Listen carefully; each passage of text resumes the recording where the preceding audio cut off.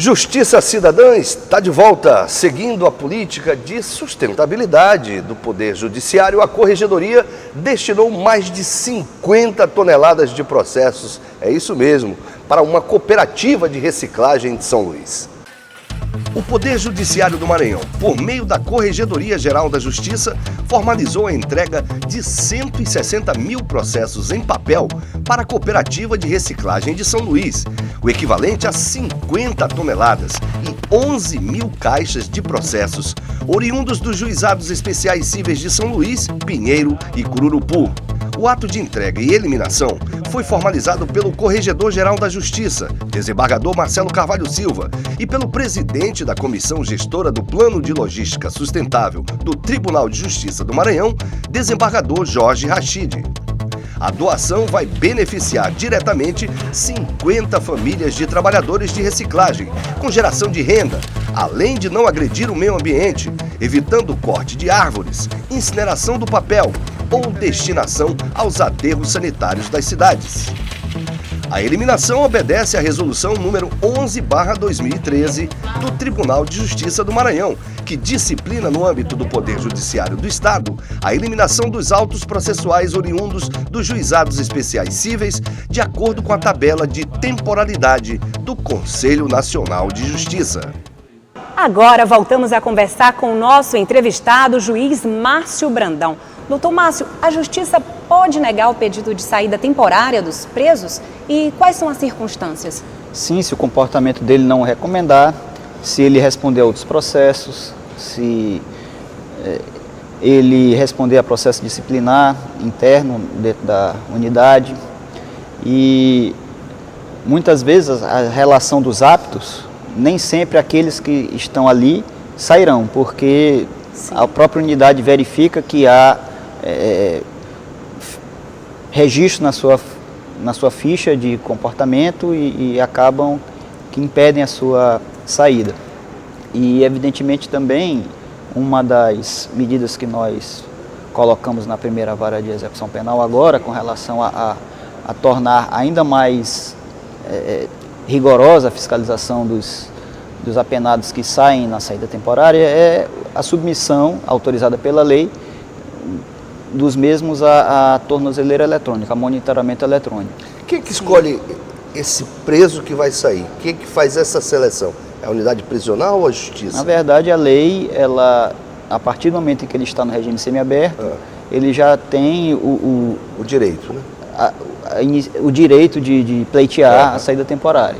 E quando eles não retornam, qual é a punição? Quando eles não retornam, isso aí já é tido como falta grave, né, dentro do sistema prisional. O mandado de prisão imediatamente é expedido pela vara. Sim. E a recaptura, o sistema de inteligência, a Secretaria de Segurança, envia esforço no sentido de recapturá-los o quanto antes. E o índice de recaptura é muito grande. Imagino. Muito grande, assim. É surpreendente também, né? Surpreendente que tantos sejam recapturados em pouco tempo depois de sua fuga. Porque hoje o Estado, as secretarias, a integração entre os órgãos do sistema de segurança é muito grande hoje. E ele não retorna, fatalmente a inteligência sabe onde pode encontrá-lo, onde pode enviar a recapturá-lo e não demora muito. Eu estou tendo audiência com eles quando não retornam, justamente para apurar essa falta grave que eles praticaram. Aí eles ficam sem usufruir dos próximos? Sim, aí ficam, inclusive ocorre a regressão do regime, ele volta, ele pega um isolamento celular de 10 dias, isso logo no processo disciplinar, vai responder ainda a um processo, esse processo disciplinar gera a regressão do regime, então ele sai do regime semiaberto e volta para o regime fechado.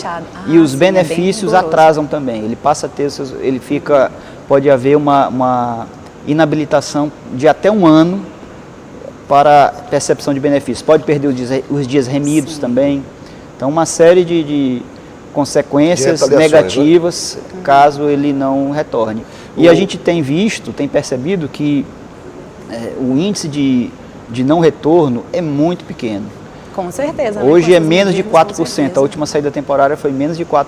Sim.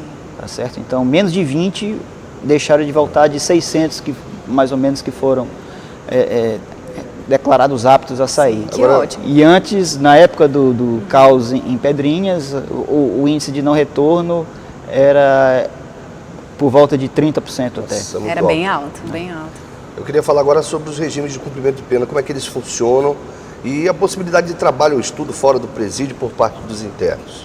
Bem, o regime fechado, eu posso dar mais detalhes dos regimes fechado e semiaberto, porque eles são os apenados que estão nesses regimes estão sob a competência da primeira vara de execução penal. Os que já estão no regime aberto e também cumprindo penas alternativas, né, eles já ficam sujeitos à jurisdição do juízo da segunda vara de execução penal. Inclusive lá na curva do 90, um espaço novo, o Dr. Fernando Mendonça é o titular dessa unidade. Então, falando sobre os regimes fechado e semiaberto, vamos lá. O fechado, nós temos aqui 17 unidades prisionais na ilha de São Luís. Essas 17, assim, vamos dizer, 9 são lá na área de Pedrinhas, né? 5 dentro do complexo e 4 outras fora, né? Então, ali, todas elas são de regime fechado, à exceção da triagem, que é mais presos provisórios e, eventualmente, aqueles que estão ali só de passagem. Mas, no regime fechado, o interno ele fica sujeito a trabalho dentro da unidade, né? Ele não sai, não há possibilidade de ele... Nenhum tipo de benefício para ele? O benefício conta... Tipo, fora do presídio não, né? Não. Ele tem direito a estudar, tem direito a trabalhar, mas dentro ele estuda do presídio. dentro, tem salas de aula dentro das unidades prisionais,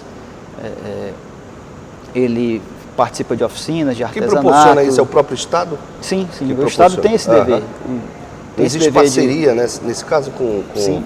Existe parceria com algum tipo de empresa? Empresas participam dessa questão da educação ou da questão do trabalho? Inclusive começar de novo, o programa isso, começar de novo. Podemos citar o exemplo muito bem sucedido do projeto Começar de Novo, da unidade de monitoramento e fiscalização do Tribunal de Justiça, e o senhor coordenador, desembargador Frois Sobrinho, na época que implantou a unidade de monitoramento, ele fez gestões junto a setores do empresariado local, notadamente a construção civil, para absorver essa mão de obra dos apenados como uma maneira bem efetiva de sua ressocialização. Então, boa parte deles, assim, o trabalho na construção civil, trabalho de ajudante pedreiro, então eles foram absorvidos por boa parte das empresas de construção civil aqui da capital. Sim, incentivando, né, esse retorno, né, do apenado, né, à sociedade. Sim, sem dúvida. Então, daqui a pouco nós retomamos a entrevista com o juiz Márcio Brandão. E você pode tirar suas dúvidas sobre assuntos da Justiça pelo Telejudiciário 0800 707 1581. E olha que legal, não paga nada para ligar, viu? Anote o número 0800 707 1581.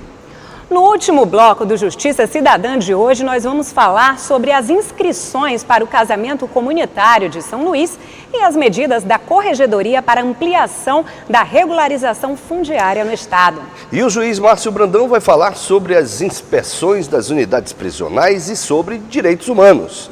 Depois do intervalo, a gente está de volta.